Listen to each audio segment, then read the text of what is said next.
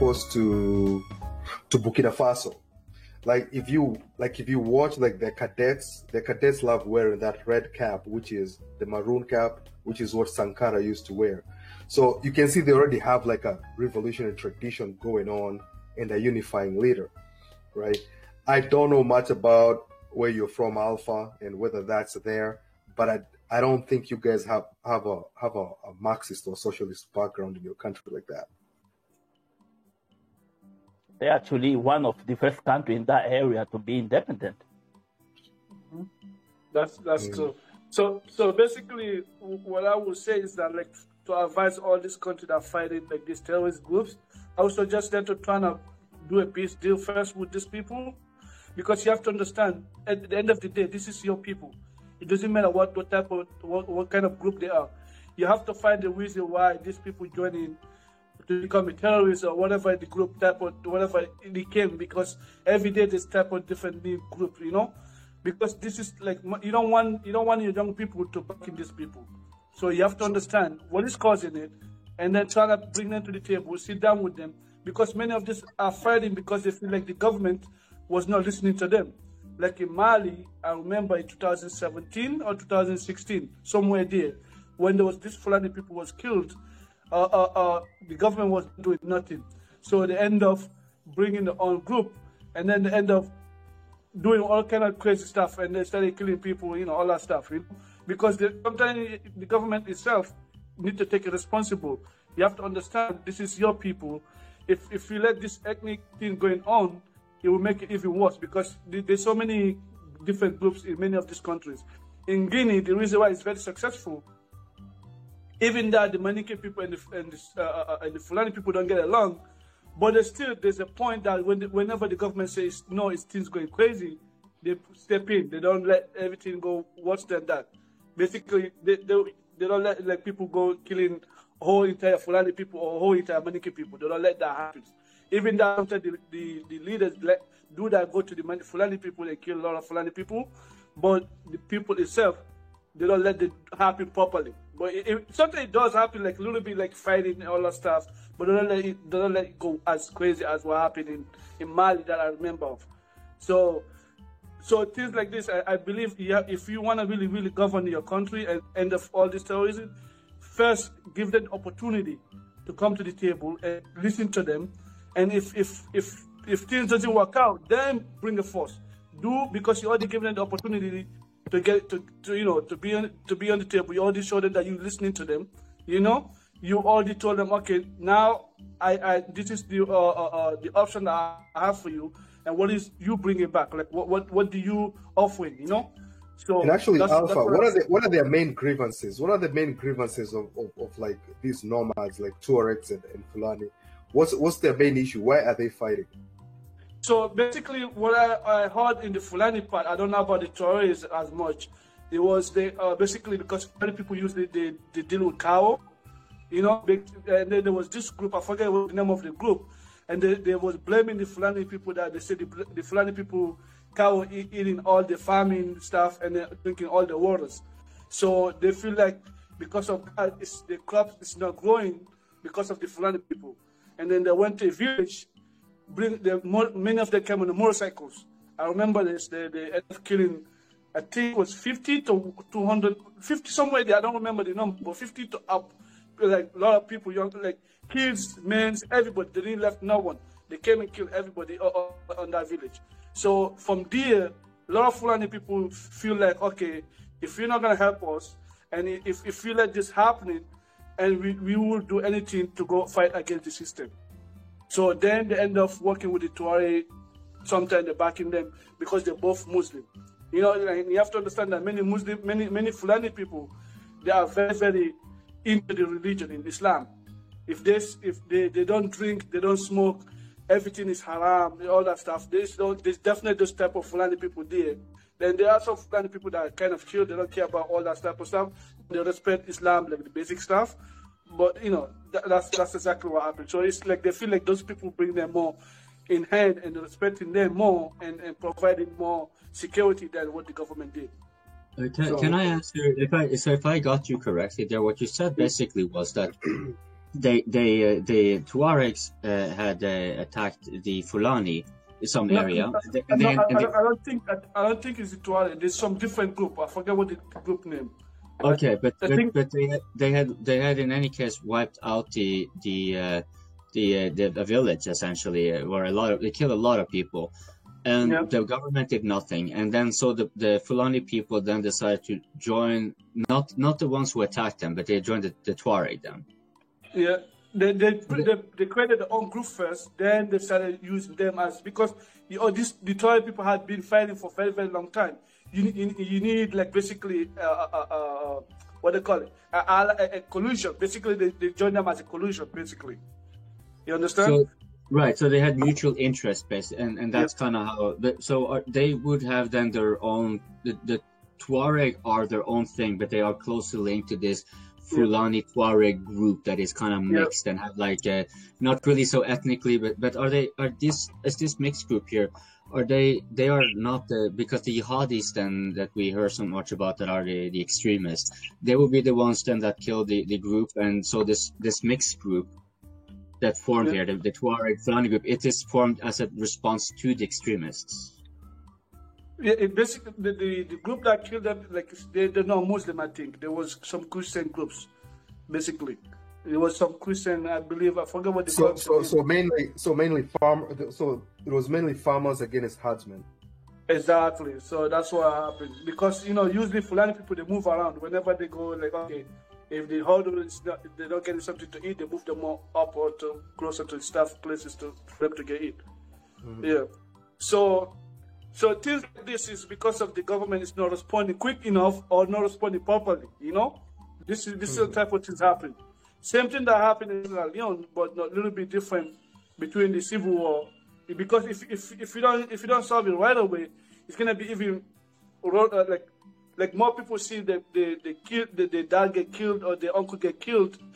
They have bad feeling for the other people. You understand?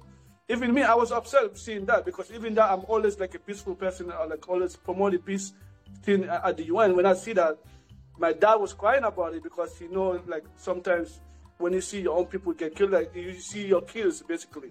You understand? That's what happens. So in Kenya, they had a similar issue where there's a tribe in Uganda called Karamojong, and across the border there's another tribe from Kenya. I forget the name of it. I forget the name of that tribe. But these two have been. You know the tribe from Uganda, but you don't know yours. Yeah. I get the name is right on my face, but I can't remember it. But these guys have had issues stealing each other's cattle since Paul was born. But 3 years ago, or like a year ago, the president of Kenya, the president of Uganda, they all met together with the tribal heads of all those tribes. There were a lot of cattle slaughtered, and there was a lot of eating, and they talked, and everybody shook hands. And so far, the conflicts are done for now, But it took a lot of effort. I know a lot of bribes were exchanged, but something has to be attempted.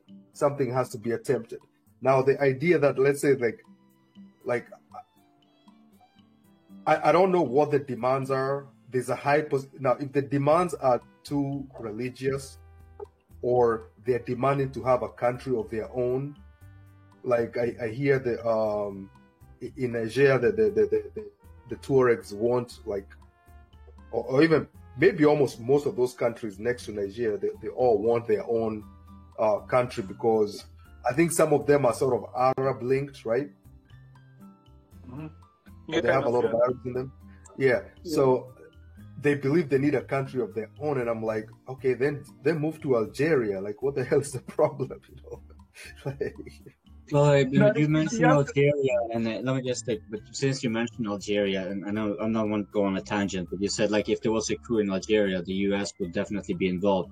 I'm not so sure about that, because Algeria is very good at playing neutral and have they have a strong army too, but a coup there, it would have to be a coup because they're friendly with Russia, right? So who would then coup them? It would be the U.S. itself who would try to coup them. So that's, I think, is more likely. But you say go to move to Algeria, and like that's also kind of also an issue because they have their own ethnic composition there, where the Tuareg are, and this is across all of North Africa, where the Tuareg are generally like the southern rural, kind of like more nomadish, or they are always also the minority, like they're the lowest number, not maybe always the minority, but my impression is that both in Libya and other countries they were not none of the North African countries are they the majority themselves. So if they were to make their own country, it would, well, I think it would have a very peculiar geographic outlook, and that probably will not be an easy thing to. Yeah, I mean we're talking about it would end up being if they had their own country too, it may easily end up being a threat, because then they would make up their own little country, but then most of their people would be all over elsewhere. And so those people would either move to that newly created country, or this newly created country would have to support them and create their own little countries. It would be the whole Kurdish thing all over in Africa again. Well, but would it prerequisite because the dynamic you're saying there, that's like when we're seeing the like in Armenia, Azerbaijan, you kind of start having either willful or forceful ethnic swapping and so forth. But this is the Tuareg. I don't think have such a well. I can very well be wrong, but my impression is that they don't really have a demographic foothold of such significance in the other areas, and vice versa, that it is even much of an issue. Like there aren't many of the other, like maybe some of the Berbers are overlapping with the Tuaregs, but I don't think that's necessary. Oh, Berbers too. Actually, when I was saying Tuareg, I was actually being very general because I was counting the Berbers in there too. Yeah, because I think they are a Berber group as far as I've understood it, and I have to admit ignorance. But also, let me point out that we are varying quite a bit here. So, and our hourly recording, we have gotten to our. You know what you were talking about tribe. There is a tribe in Angola. I think I said that before. There's a tribe in Angola, and the same tribe is in Namibia. I think they call the Imba tribe. Yeah, you know, so these people they don't the map have. Here, they're in Algeria, Libya, Niger, and Mali. But go ahead, Voz. And Burkina Faso. Yeah. Oh, share it on the group, and I'll pin it on this. Or you can pin it on the share screen if you care to. But it might be easier for me to do it for you. Okay. Let's see here.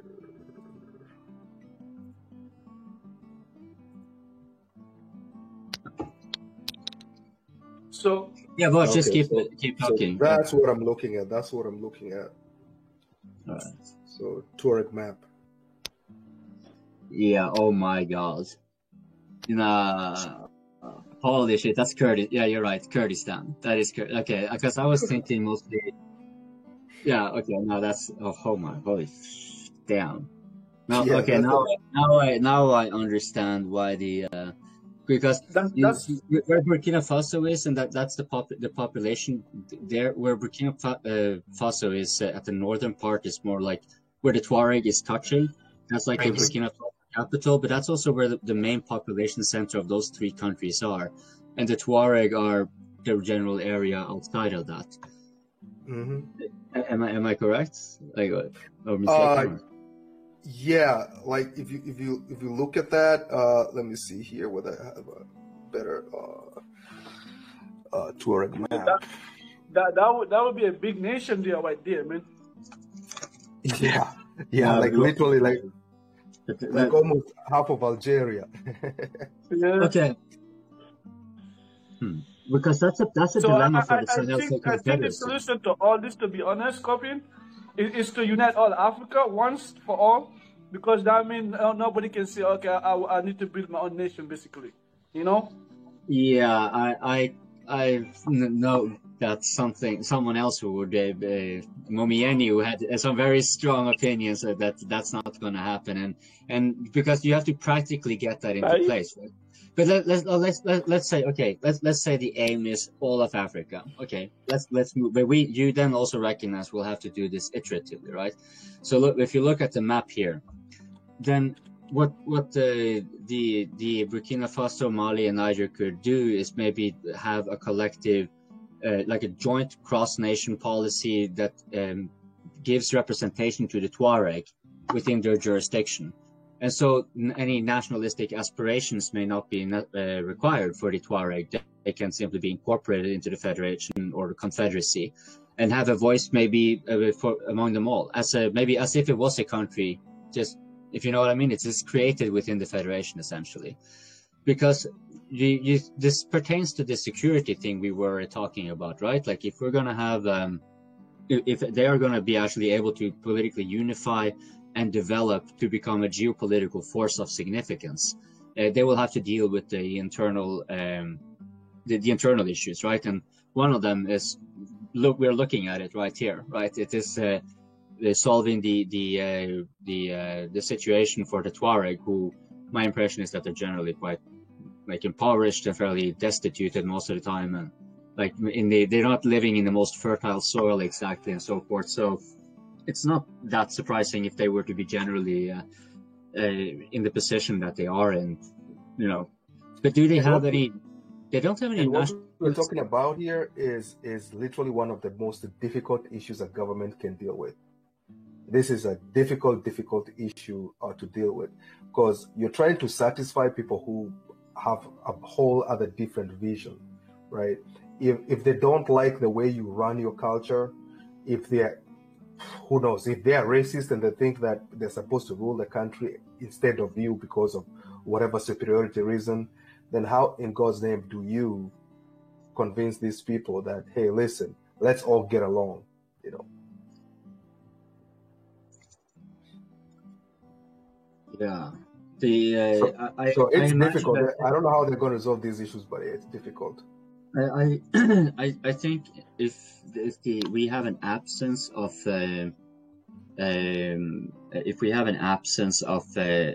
any proactive initiative, not merely reactive, but actually proactive initiative, like we're seeing with the I think in Burkina Faso, they were trying to make a lot more vocational centers and so forth for training people, and if they do proactive measures like that, not only to their own population within their cities and so forth, but they take the step of giving at least autonomous representation for the Tuareg, because that gives that gives a room for dialogue. That's what I mean. Like that could enable this ability to come to a point where, okay, now let's just see how well we can cooperate at this level and make it work for both of us. Because that is the balancing act they really have to play. They have to be able to do that with, and this pertains to what you said, Macchiari, about elites, right? I'm not sure how many of the among the elites in Mali, Burkina Faso, Niger are actually Tuareg, but if they don't have a lot of representation among the elite, they may have to actually create them. Yes. I just wanted to add something, please. On the map you showed earlier, in Algeria, that means most of the oil are in this territory. So it's never going to happen.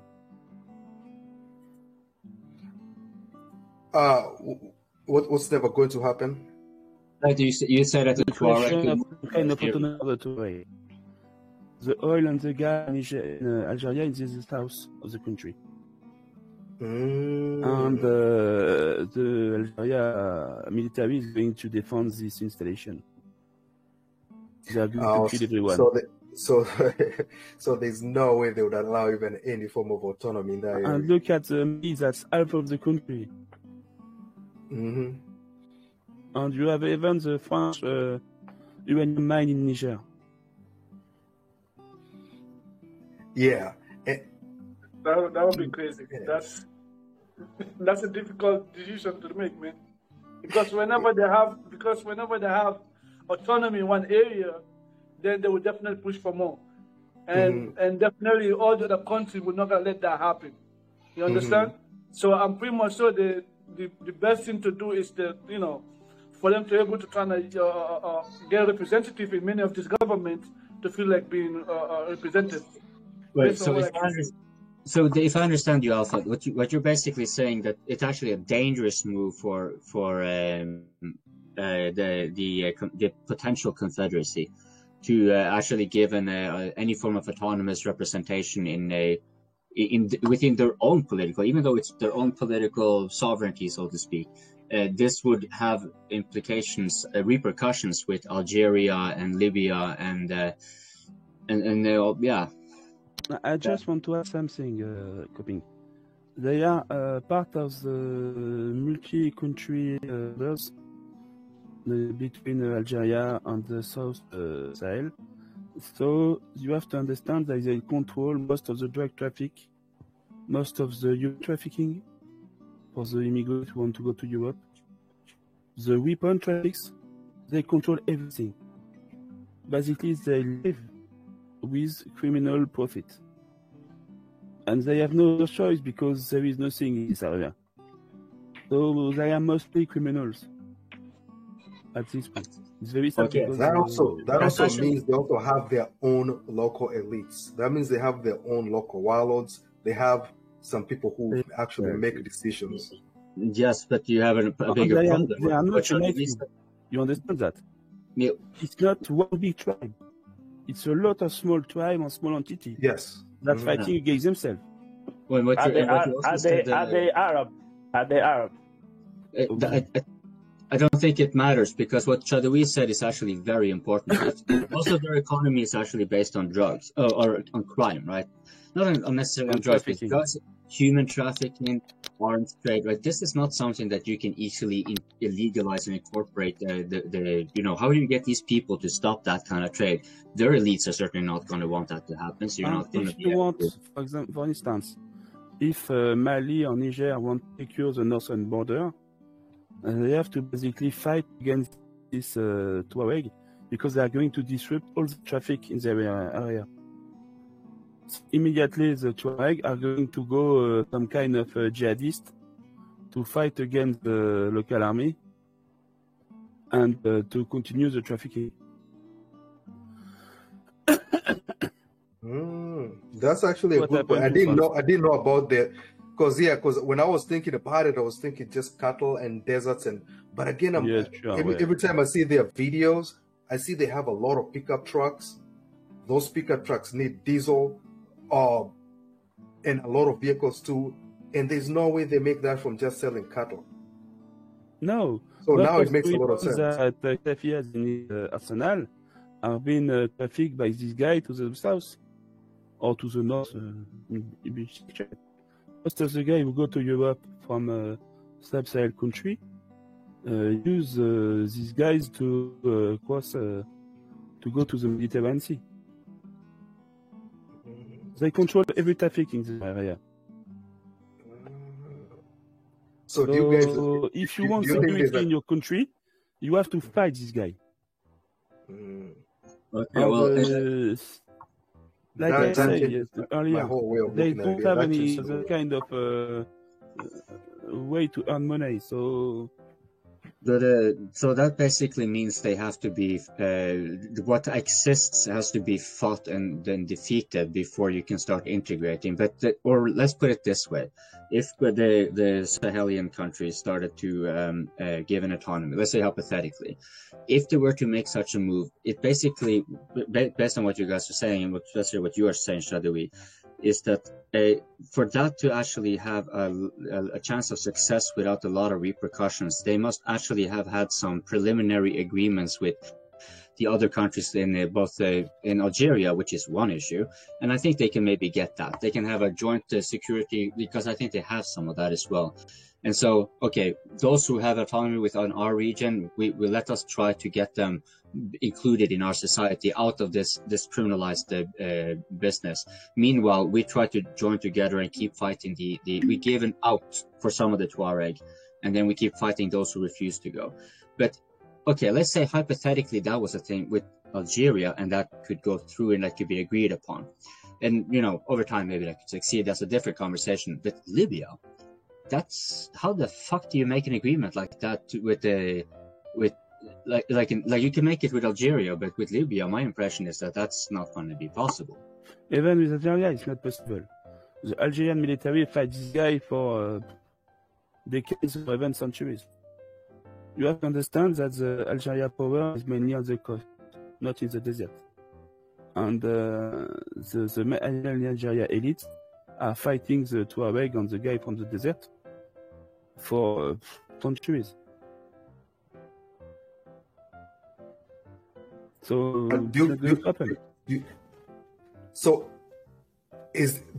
I'm trying to make a connection with the recent activities where we saw Surovikin in Algeria, and then Haftar, and the area where these Tuaregs are on the map on Libya, that's Haftar's area. You have to understand that most of the weapons were used to attack Malian army or Wagner troops in Mali are being trafficking by this guy. Well, so if you want to cut the weapon supply for the rebel or anything, you have to remove this guy from the country, from the border area. And the good way to do that would be to have a border agreement with the area, but it's difficult because the border is very large, and with some pickup, a few pickup, it's very easy to cross where you want. Okay, so yeah, so what I was wondering, and what I'm wondering is the movements that Russia is making in both Algeria and Libya, is it just something they do? Are they just doing it because they can do it? Is this just things that they're just doing, or do you think there's another plan there, or there's something they're trying to do there? Or is it connected to what's happening in Nigeria? The first idea for the country to be able to last in the time is to have internal security. And it's very sad, but if you have drug trafficking at your border, weapon trafficking, human trafficking, everything at your border, there is no internal security in your country.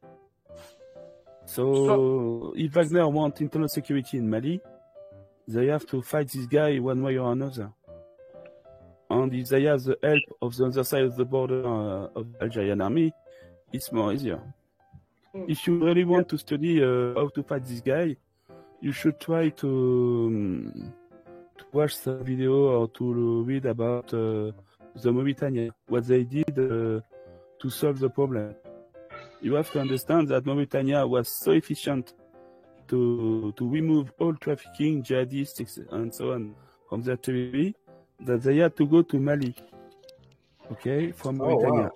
And then it began to have a lot of them in Mali, and they begin to basically take the power in the north of Mali and to threaten the government in the south, and they need to ask French for help, and use the story after that. But they come, some of them, from Mauritania. Okay. It was a very smart thing that they recommend really to read more about these things. How the hell do you fight people in the desert? With helicopters, with planes? How do you fight people in the desert? With camel. Damn. It's not a joke. Yeah. The only military in the world with camel is Mauritania. You need camel to fight in Wait, go back. What did you say about Mauritania? Yeah, they are the only military in the world with an official Swiss camel. Not a joke, though, but some kind of joke because mostly they use pickup. But the thing about camel is that it allows for them to mix easily with the local population. When the Mauritanian army come in a village, every time they leave the village, they make sure to dig a well, to leave 2 solar panels for the well, and the satellite phone. Okay? So the population of the village is very happy about the new well, the solar panel, etc. So when they see jihadists who come, they call the military with the sat phone. And immediately there is a small unit, maybe 50 or 80 guys with not camel but pickup because they need to go fast, who come to hunt the jihadists. Wow, I just realized I don't know anything about Mauritania. the large military unit just goes from village to village, just to build wealth, basically, and to let smartphone to, not smartphone, but satellite phone to the village. They don't try to hunt the jihadists. That's the job of a special unit with the pickup that go very fast in the desert. It's how they did it. But they use the special guy, the special unit is only the guy in this unit, the soldiers, they are from this area. So they know the territory very well, they know where you could hide, they know the rules, road, and so on. So there are a lot of very efficient to hunt the trafficking and the jihadists. And so they have to go to Mali and to fuck up Mali. So why is it that we keep forgetting such a huge country like Mauritania? But go ahead. Yeah. So basically, based on what you're saying, is like to end the market is to stabilize all Africa. So basically, that means there's no people that trying to go to Europe or anything like that. So basically, because if you have to, I'm pretty much sure they don't sell drugs because they're Muslim, unless they do it to make other stuff. But I don't know. But if they're only using human trafficking to making their money to be able to fight these countries, so that means basically the other way the government to fight against this, the economy-wise, is to stabilize many of these countries. Like I've read the young people trying to leave the countries, trying to go through paying these people to to ship them more, to help them basically move from one country to the next. I have no solution for that. But first, I think country needs security. That's the basic things. Okay? You need security. First, you need to give parents a job. And second, you need to give children education. That's the three things you need for a country. And if you have that, you could begin a good circle, First, internal security, job for the parent, education for the children. That should be your priority everywhere. What do you think about Alpha's point that if they are Muslims, they wouldn't trade drugs? Are you sure? Alpha, are you sure about that? Actually, I disagree with you. You know about Islam in Mauritania? I disagree with you. Trust me, if they are Muslim as they said they are, even cigarette is haram. I can't imagine. I know what you mean, but if you see all these Muslim countries around the world, the CIA used them for that kind of thing.